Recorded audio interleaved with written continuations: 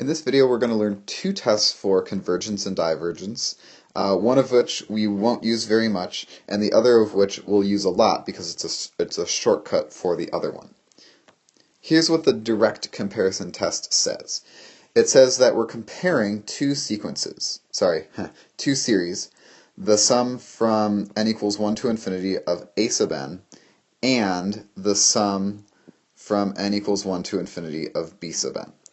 And for both of these, we're going to say that all of the terms are positive and that the b sub n's are always bigger than a sub n's.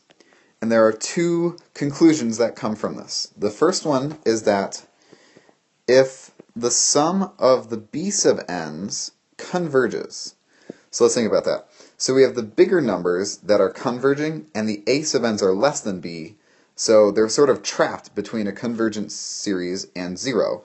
So if the bigger ones converge, then the a sub n's also have to converge.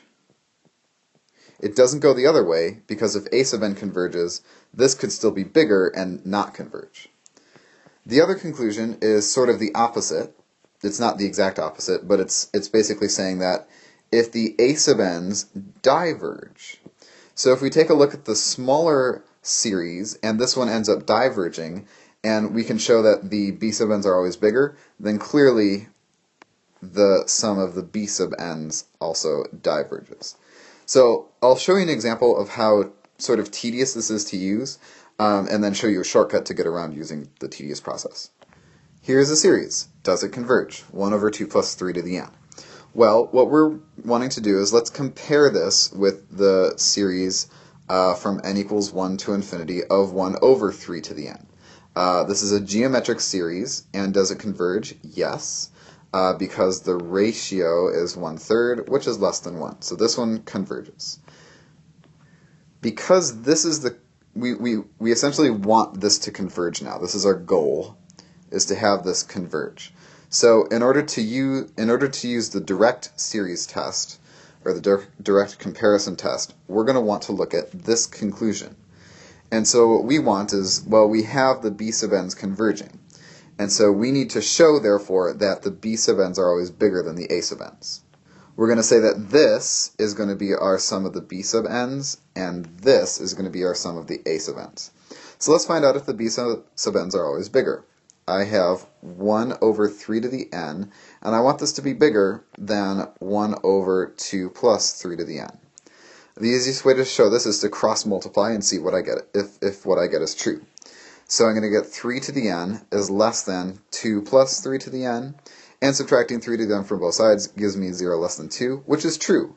Therefore, because the sum of b sub n is always bigger than the sum of a sub n, and we have this conclusion that this series converges, therefore this one also converges.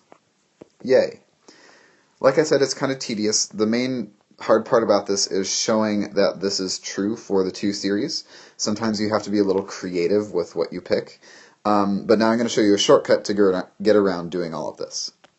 The limit comparison test is nice because it's sort of like the integral test, where I just pick two series and they're either both going to converge or both diverge, and so I won't have to pick which of these two I'm using. I just find it for one, and then therefore it's going to work for the other. Here's how the limit comparison test works. I'm basically going to be given a sub n, and then I'm going to choose a series b sub n that I know either converges or diverges. And then what I'm going to do is we're going to take the limit as n goes to infinity of a sub n divided by b sub n. And if this limit equals L, which is a finite positive number, then essentially both the sum of a sub n, the series a sub n, and the series b sub n both converge together or diverge together. So it's the sort of hand-in-hand thing, just like the integral test. All I have to do is take this limit. If I get a number, L, that's finite and positive, then I know that both this, which was the problem series and this, which was the series I know, are either going to both converge or diverge. Let's see how this works out in an example. Here's a series. Okay, it looks kind of complicated, right? We have 1 over 3n squared minus 4n plus 5. Lots of stuff going on. What do? Well, I'm going to pick a series that I know either converges or diverges and quote-unquote looks like this one. Okay, and so I kind of like to call this the looks like test. Well, what function or what series looks like this? Well, I'm going to pick 1 over n squared because that's my biggest exponent. I don't even have to worry about the 3. And I know that 1 over n squared converges. Why does it converge? It's a p-series test, and p is bigger than 2. So now I'm going to do my limit comparison. I take the limit as n approaches infinity of a sub n, which is 1 over 3n squared minus 4n plus 5, divided by b sub n, which is 1 over n squared. Now, because we're dividing by fractions, we will want to simplify this by multiplying by the reciprocal. And so I'll get 1 over 3n squared minus 4n plus 5 times, taking this fraction, I bring it up to the top and flip it, n squared over 1. And now, just like Bobo-Botten or L'Hopital, I can use those tools. I ignore the 5 and the negative 4n, and because I have the same exponent, I can compare the coefficients, and I get 1/3. What does the 1/3 mean? It means that it's this L, which 1/3 is finite and positive, and so I know that the two series I have both converge or both diverge. Here's the logic. I know that b, or the 1 over n squared, converges. Therefore, this series also converges. And that's it. Now, this slide is sort of like the official limit comparison test. In the next few examples, I'll show you how you can just sort of jump from the series, think about what you're comparing it to, and then write the answer right away, because it's useful to just look at it and kind of get familiar with how these series work out with each other. Alright, here's one. We have square root of n divided by n squared plus 1. A common trick is to ignore anything other than the highest exponent on the top and the highest exponent on the bottom. So when I simplify this, I'll have n to the 1/2 over, or the sum of n to the 1/2 over n squared, which I can then simplify to be this, the sum of 1 over n to the 3/2 by simplifying these exponents. And now what I would do is compare this to a p-series test, but I know by the p-series test, because 3/2 is bigger than 1, that this will converge. And so I've done the limit comparison test, i.e. the looks like test, by essentially comparing it to this, knowing that this will converge, therefore the original one also converges.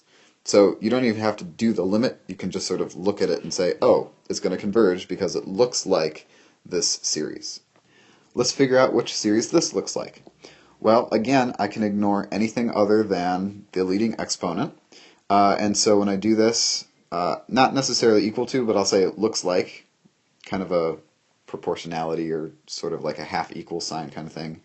This is going to look like n times 2 to the n divided by 4n cubed. And then I can simplify by crossing out one of the n's. And so I'm going to get the sum of 2 to the n over 4n squared.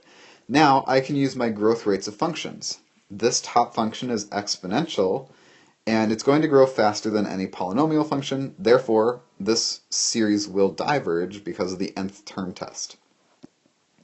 The top goes to infinity, and if I add up infinity infinitely many times, I get infinity. So this is going to diverge. Here's one more. We'll look at the summation from n equals 1 to infinity of 3 over the square root of n squared minus 4. That's a n squared.